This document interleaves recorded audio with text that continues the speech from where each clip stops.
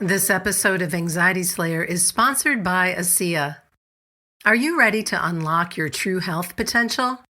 Discover ASEA, the groundbreaking supplement harnessing redox signaling technology to supercharge your cellular health. Unlike traditional vitamins and minerals, ASEA empowers your body to rejuvenate and protect itself from the inside out. Customers report increased energy, improved well-being, and a renewed zest for life. Visit ASEAGlobal.com/JuliaTreat today to learn more and get a 10% limited time discount. Transform your wellness journey with ASEA. In this week's episode of Anxiety Slayer, Ananga and I are talking about how we take care of ourselves when our minds start spinning stories about the worst that could happen. We know how easy it is to fall into what-if thinking, especially when you're feeling tired, stressed, or uncertain. When anxiety takes over, those thoughts can start to feel very real, and it can be hard to calm down or find our way back to center. Welcome back, Ananga. Hey, Shan. It's always good to spend time with you, and I'm really grateful that we're going to be talking about worst case scenario thinking. Seems like something that can pop up a little bit more than usual this time of year. Yeah, that's true. Certainly in the Northern Hemisphere with the seasonal shift, Ayurveda teaches that we have this Vata energy coming in. And when Vata comes up, our anxiety can come up and we can feel ungrounded. And as you were just talking about, especially when we feel tired, stressed, or uncertain, these thoughts feel more prevalent. That reminded me that, this is certainly a time for grounding. It sure is. I've been spending as much time as I can on the shores of Lake Michigan and cleaning up the garden and walking to the post office, whatever I can do to just take it all in, the trees and the change of season, and just really be in it. There's definitely some comfort to be found in those just simple tasks. Picking up a broom and sweeping up a little bit, or tidying the garden or something, cooking with love, washing some pots, doing some cleaning. My mum would love it if she was listening to this, because that's always her sort of occupational therapy. What is your take on worst case scenario thinking and why it's such a common pattern for anxious minds? I think it's something the mind just defaults to, left unattended. We have that saying, an empty mind is the devil's workshop. I know with my mind, I need my mind immersed in something good. It needs good thoughts. Otherwise, it's going to come up with things I'd rather it didn't. It's the nature of the mind to default to that kind of thinking. Left to its own devices, it'll either go to unwanted thoughts, catastrophic thoughts, and anxious thoughts, or it'll draw us towards unwanted habits. And it might do the unwanted habits thing in response to the unwanted thoughts. Like, we have a thought we don't want, we feel bad, and then we seek comfort in a behavior that doesn't really serve us well, but it feels like it might give us some distraction or some comfort, but it isn't in the long term helpful. Some of us have a more active imagination than others. Over here raising my hand. I have an amazing astrologer friend, and she looked at my chart a few years ago and she said, you have a very powerful imagination, for better or for worse. And I thought, I know about the worst side of it. My mind can really conjure up some horrors. But what I learned from her guidance was, if it can do it for better or for worse, let's use it as much as possible for better. Right. In creative pursuits, I love to study, but if I can make that creative as well, then that really locks my mind down in a better place. Then when I have those moments, I think we all have moments where we're more vulnerable to our mind. It might be getting up, might be waking up in the night, might be going to bed, might be going to the bathroom. We all have times where the mind will try it with us. It's got something to present. And I find if I've got an alternative that's just more compelling, more interesting, something I want to do, then I can pull through the distraction of the mind. And it helps to do it with compassion, but it also helps to non-engage, or we exhaust ourselves. So to just accept, okay, I know you're doing this and it's what you do, chattering away with stuff that really makes me feel disturbed, I'm doing this. Right. Well, and that's where access consciousness comes in really helpfully for me. And I know for a number of our listeners who follow Dr. Dane here, is just by saying Pak and Pod, which is the point of creation to the point of destruction, on something that comes into your mind that just feels so real and so strong and so horrifying. And then you just Pak and Pod it and Pak and Pod it, even if you have to do it 15 times to kind of reset and go back to something more positive. And I catch myself doing that, and I'm so grateful for that work because it works for my particular configuration. It's not for everyone, but for me, it's like, oh, okay, there that is again. There's that awareness. I see it, and now I know how to destroy and uncreate it. I want to be done with that. I do not want to be hijacked by fear. And by noticing when our imaginations are being hijacked, it changes everything. Yeah, and it will hijack us.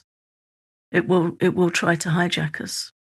And at that moment, I mean, we have to train ourselves really, because at that moment, we're either going to fall prey to the hijack Mm-hmm. and we're going to feel like an emotional hostage and we're going to suffer horribly. Or we're going to say, oh, I see what you're doing. I'm not doing this. Not now. And I think it's very important. You and I both come together and agree on how to tackle these things, but we're different people with different natures and we have different methods. Mm-hmm. We have some overlap as well, but we also have things we both favor that aren't the same.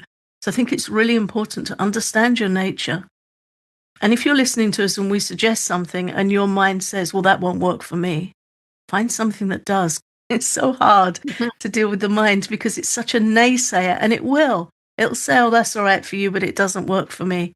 And then it isolates you. This is something I heard from a very wise woman teacher some years ago, how our mind will exclude and isolate us and say, that doesn't work for me. You don't understand me.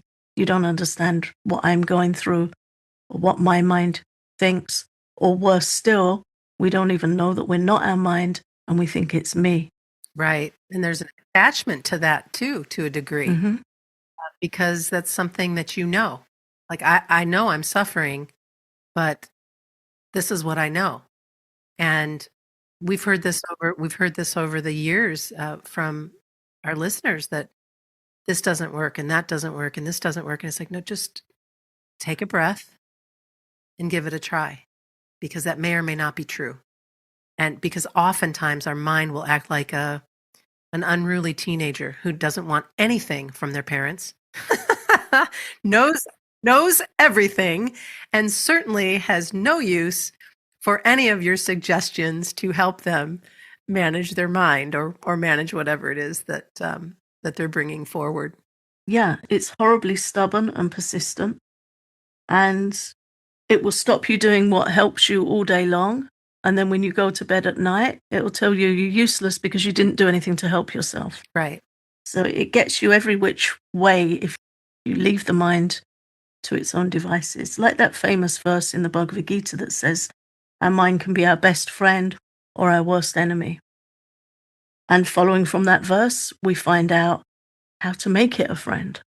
And it's going to take time. Also, we have to be patient. And that's another thing we have that the mind will stack against us is impatience. Where it's like, I tried it and it didn't work. How often have you tried it? Right. Once. It should just work immediately right now. That's the pitch of mind. It's just not going to happen.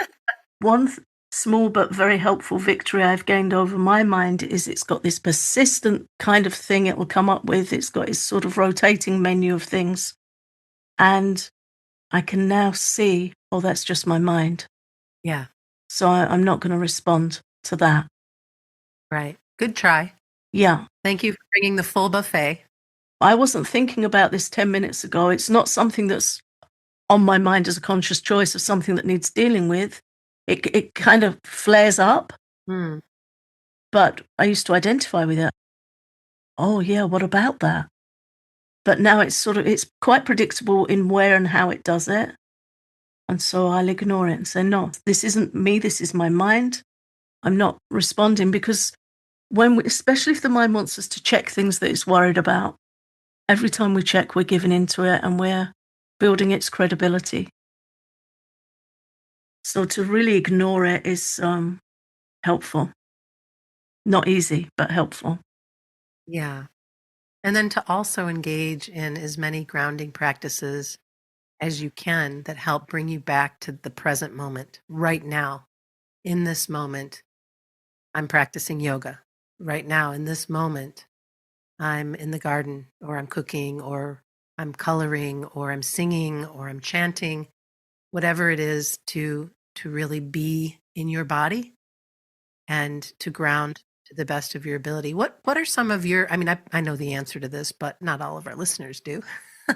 What are some of your favorite grounding practices right now during this season? I'm a little challenged physically, so walking would be a favorite. I'm reliant on a wheelchair if I want to go far, but that's quite nice. That is a favorite grounding practice. If I can get out in my chair, there's a canal not far from where I live with some beautiful trees and swans and some birds I've made friends with. And if I can wheel along there, I can still be quite mindful and present in nature. It's always better if I could move my body, that's more helpful. But it's still lovely to go and sit under a tree. I might do some breathing meditation or watch the birds or take a book.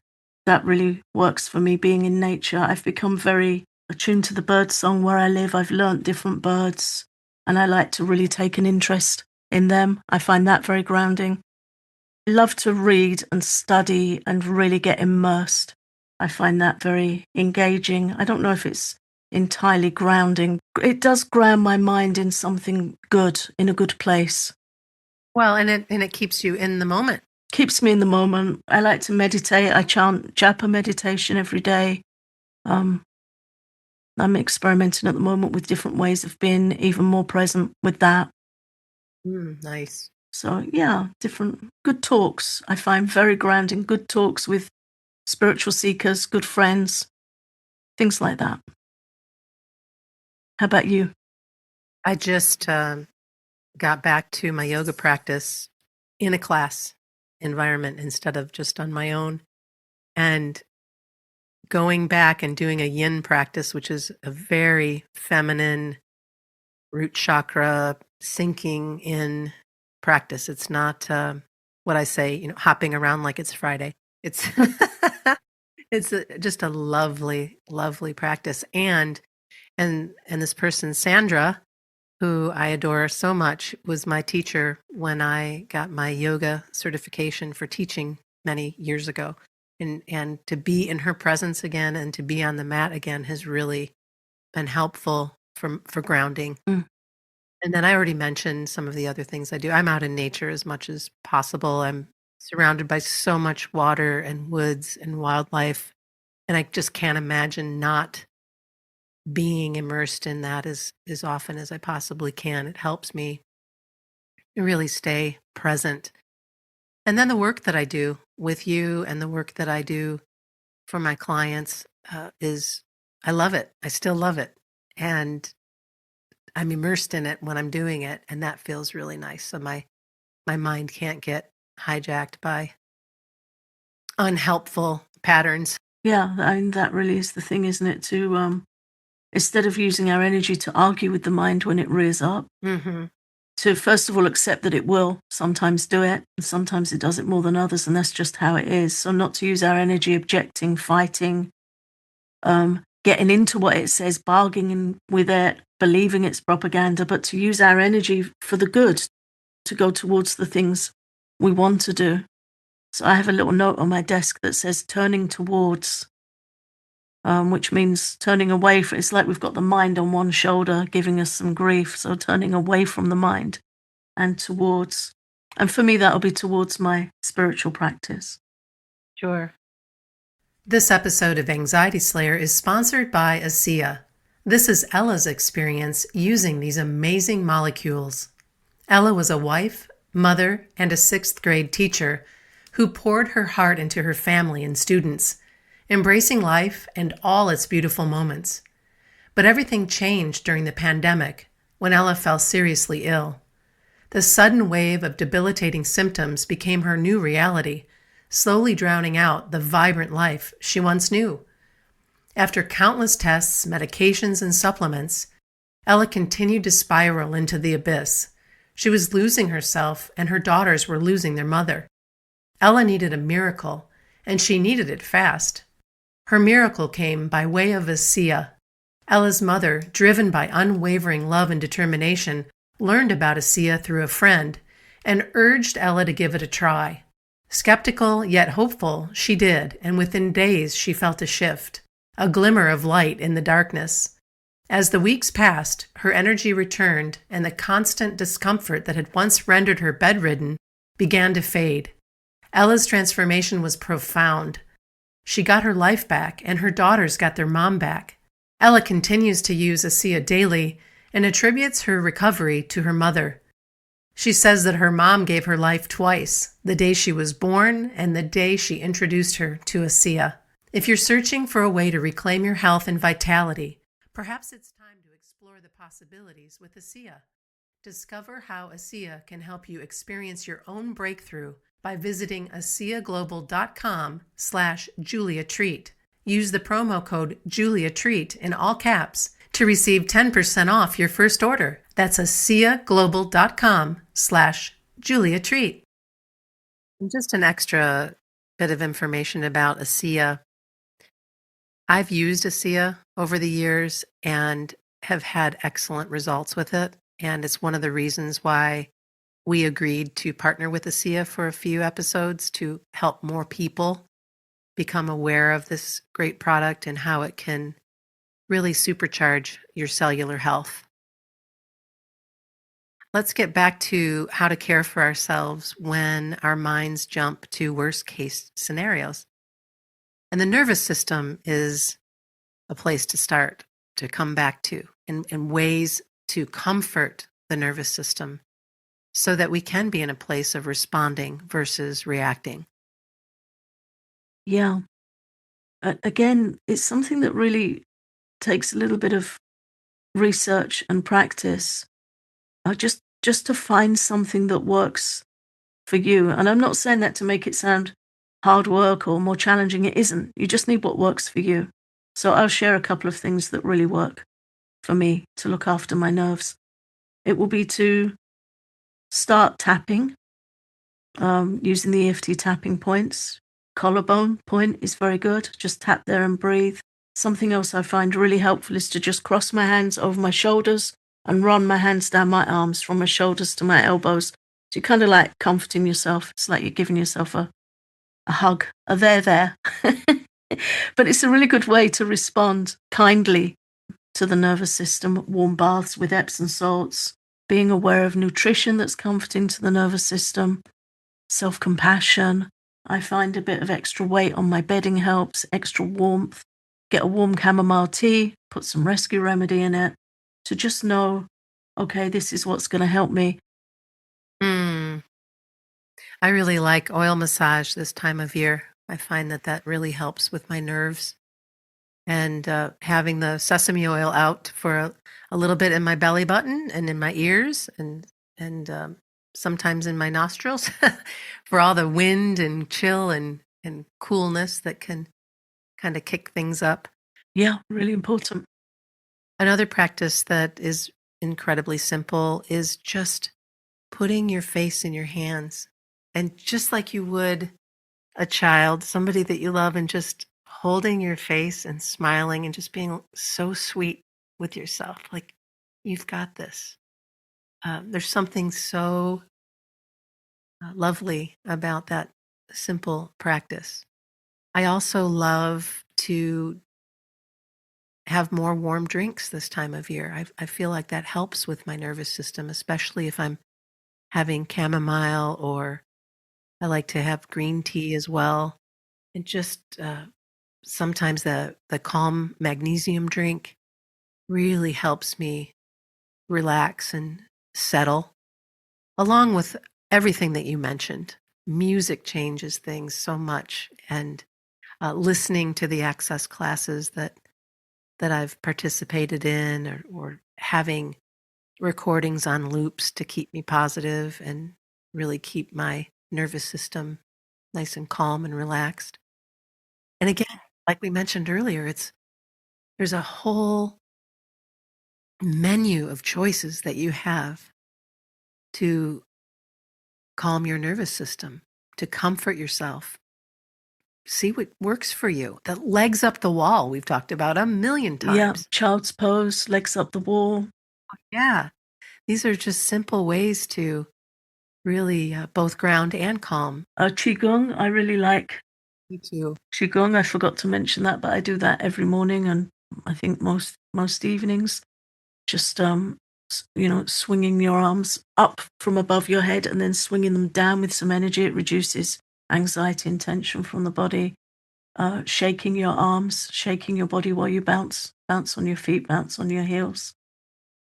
Twists, side to side twists. You can find so many good Qigong teachers on YouTube, have a playlist there of different practices. Again, what you're drawn to, find the time that works for you. How much time have you got? I find that really helpful to first of all ask, how much time do I have to invest in this? And then find something that fits. Otherwise, we might look through and find something that's 20, 25 minutes long, and then the mind says, I haven't got time for that. And then we back out. So it can be helpful to just say, no, I can do something for 5 minutes. What can I learn? And very quickly you can assemble your own routine. But I forgot to mention that if I'm feeling anxious or my nervous system feels rattled, I will stand up and do some of those Qigong practices, and they definitely help. Mm. Yes. I love Qigong and I love Shiatsu. I still do. And work with a practitioner that I see every other month or so. And that's a wonderful self-care practice. Because really, that is what we're talking about, is more self-care, more self-love. You can really bring on board so many different things to love yourself up. Yeah, an acceptance, just that we all have a mind, and the mind has this nature of constantly it's accepting and rejecting, it's saying what it likes and what it doesn't. And anxiety, in a sense, is a very strong dislike that can really get into our nervous system. So to accept that's how we're set up, but then to find out how can we do our best with that. Mm. In that worst case scenario, thinking another place that you can go to is, how many times have you actually experienced that worst case scenario outcome? Chances are, not very much. Chances are you've spent time worrying and stressing over something that never came to pass. Yeah, I can remember when I was young, I was so anxious. I know I've spoken about this before on the podcast.